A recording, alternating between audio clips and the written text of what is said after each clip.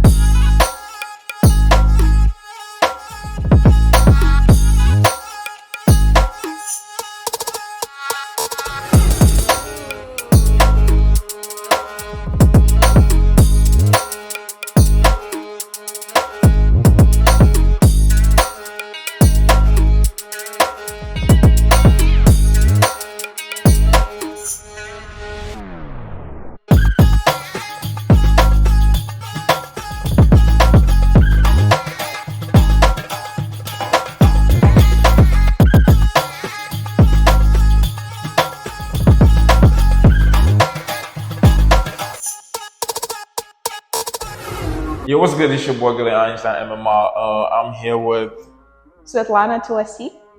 Or you can call me Lana. I'm gonna put her Instagram here. Do you have a website? Yeah, it's SvetlanATulasi.com. Okay, I'm gonna put it somewhere here in the screen, also in the description. So tell us, were you born here? No, I actually just moved to LA less than 2 years ago. I'm originally from Moscow, Russia. Wow. I come from a mixed Russian and Indian family, and I kind of got into dance since I was a kid. Nice. Well, my big brother lives in Russia, in Moscow. Moscow is really cool. It's a really cool 24/7 giant city, like kind of New York vibes. You know, everything's always working. All the best stuff is happening there. Always something going on. Nice. Very lively. Oh. So how do you get into dancing? I have to say thanks to my parents, because without them I wouldn't be here right now. When I was a kid, my parents really wanted me to learn more about the Indian side of my heritage because I'm mixed. So they took me to a bunch of different Indian dance classes, and I kept trying, leaving, trying again, quitting again. And then at one point they found the teacher that I kind of stuck with, and she basically taught me everything I know today. Nice. I used to dance too, but I stopped when I was very, very young. You know, I used to be actually a pretty good dancer. Oh yeah? Yeah. You gotta show me some moves. I've only seen you work out here. Yeah, no. But I love dancing. I love watching people dancing, you know. But I haven't done it for a minute. Yeah. Yeah. You should come to my class. I will one of these days.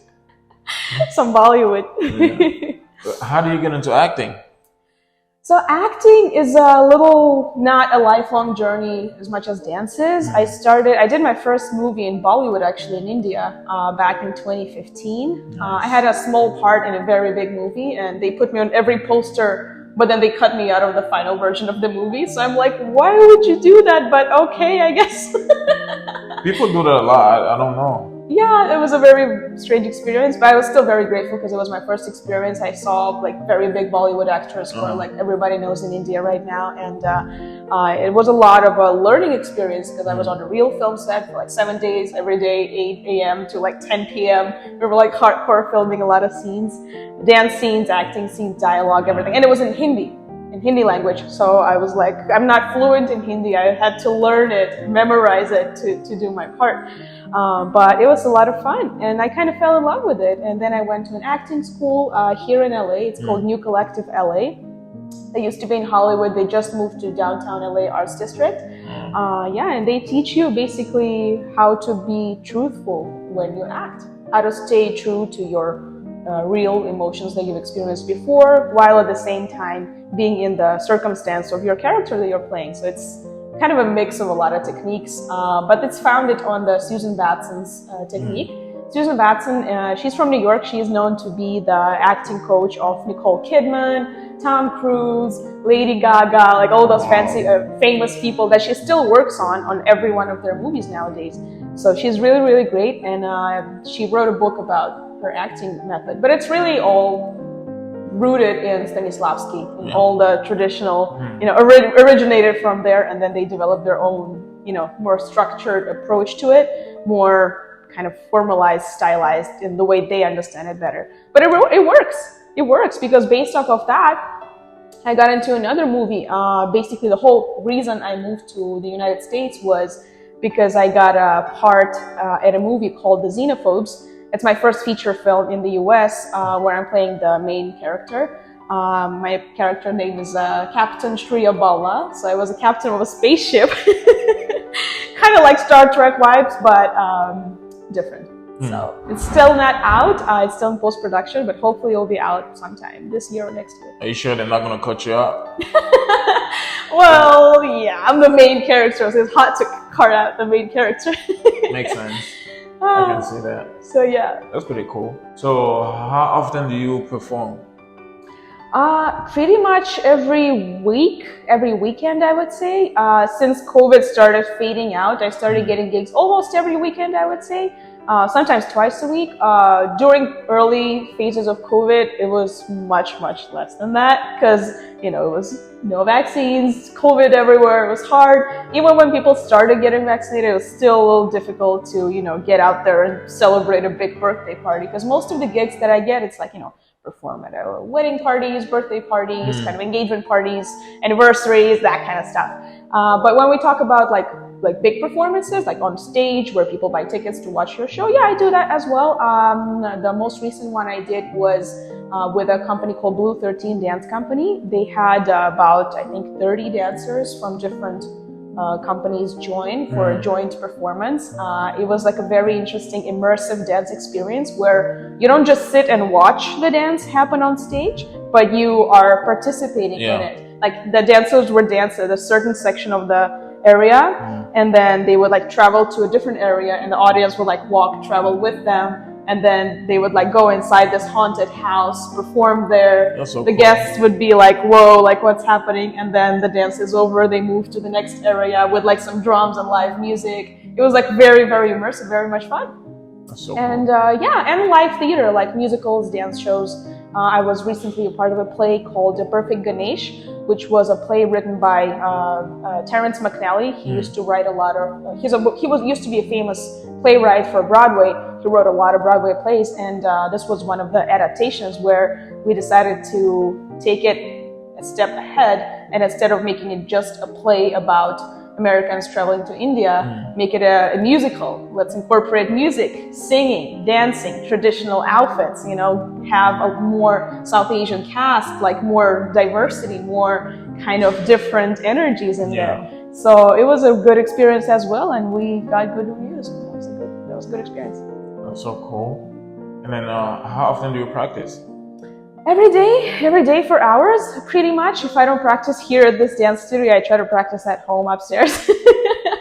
It's very convenient to have a dance room in your apartment building. This is the reason this is the thing that sold me, basically. Really? I was specifically looking for an apartment that had a dance studio in it, and this is, I'm very happy I found this one. It's really good. I think I live here because of the gym and then the recording room. I use the recording room more than anybody in this building. I use it a lot as well. Really? Like, they freak out how much I use it because I always dress up in my Indian outfits and go there like, hey, I need this right now. No way. Yeah, I filmed like 20 different dance videos in there already. Maybe they would tell me that there was a girl using it. I don't know. It was probably you. That was me. That was definitely me. Like, I'm always there. Like I use it so much to the point where the my key works with that. Oh, you're okay. My key works with it. Yeah. They're just like, you can have it. Yeah. It's really handy because it's just a big not big, but like black box room. You can do it whatever you want there. You can dance, you can sing, you can play music, record. Yep. I go there for self-tapes, dance videos, like all sorts of things. Because that's cool. You gotta use it. Yep. It's free. So you give dance classes? Yeah. I before COVID, I was mostly a performer, and I would only teach occasionally. Like I would travel to a new place, teach like a quick workshop, and then leave, go to another place, teach there. After COVID, everything's changed. Well, actually, during COVID, everything changed because I couldn't travel, I couldn't perform, I couldn't see people in person. So I started teaching people online, dance classes online. I'm gonna tell you this, it's not an easy task because you have to figure out space. I basically had to throw away some furniture from my living room when this all started, and I started teaching dance classes on Zoom. And I was like, how am I gonna do that? And then I had to find like an app to flip, to mirror the video. So when you watch it, you don't have to translate which right hand, left hand. It's like already translated to you. like, flipped. So if I do my right hand, you see it as right hand on the screen. Oh. So it's a little bit easier for, for the students to follow along. Yeah. And then like figure out the music, figure out the choreography. I started choreographing, teaching. And since then, that hybrid format stayed. So some people, even in LA, they still want to do Zoom because they don't want to drive, they don't want to park, they don't want to spend so much time on commute. So I teach on Zoom and in person almost every day. That's sick. And how can people subscribe to your dance class? They can sign up on my website, SvetlanATulasi.com. I usually post like announcements about new classes on my Instagram, social media, Instagram and Facebook. And then that's pretty much it. I mean, sometimes I do workshops outside of just my brand. I do it for other dance companies. But then again, I always share it on my social media, so you can always find the most updated information on my Instagram. Oh, what's your 5-year goal plan? What do you got? Well, LA is a city of dreamers. I'm one of them. Of all the places I've been in the world, LA is the one where the first moment I went here, I knew this was the right place for me. Same. The energy, the mentality, the work it till you die kind of thing, get rich or die trying thing. But for me, it's about get successful in what you love. Yeah. Because I've worked different jobs before I went full-time dancer actor. I worked as a headhunter, I worked as a translator, like Russian into English. I worked like some random jobs, but they were, at the time, they were good for me, but they weren't a part of the dream. Yes. The dream is to take my traditional Indian classical dance, something that's been around for thousands of years, but somehow it's never been out there in the mainstream. So most people, even in India, don't really know what Kathak is. Kathak is the northern Indian dance style that's a traditional dance style. It's a classical Indian dance style that I've been trained in my entire life. And what I want to do is take it out there and make it go mainstream. Popularize it, modernize it, make it more fun, make it more entertaining, make it more engaging. And my plan is to do that by taking it out into the film, television, mainstream media industry, music industry as well. Like I don't sing, but I sing only in my kitchen, But I have You can start if you actually want to do it. And then we can make a song together. You just gotta. I'm telling you, if you actually want to do it, you have passion for it. It's easy. Yeah, absolutely. My biggest inspiration is music. Like the reason I'm dancing is because I love music. Exactly. I don't dance because I love dance. I love dance because I love music, and then dance is kind of my way of expressing my love to the music. See. So you can definitely make a song. There we go. We have a song coming out soon. Well, we'll attempt. Yeah, we're gonna make it happen. The dream is to marry the world of dance with the world of cinema and make it go mainstream. Because I just feel like of all the art forms, dance is probably one of the most undervalued, under-respected. I think so too. Because, you can't find a dancer that's rich and famous. It's very few of those. Yes. And the only reason they are is because of their commercial deals, with big brands. And also they've been in the movies. Yeah, because they are out there in the TV. If you're the greatest ballet dancer in the world, maybe a few people would know your name, but not really. You don't even get paid that much. The amount of talent and hard work you put in does not equal in the same amount of compensation. And again, it's not just about money, it's about being valued for and recognized for this incredible hard skill. So it's kind of like trying to take dance in general out there, elevate it onto a higher platform of recognition as a profession, as not just you dance, it's your passion. No, it's my job.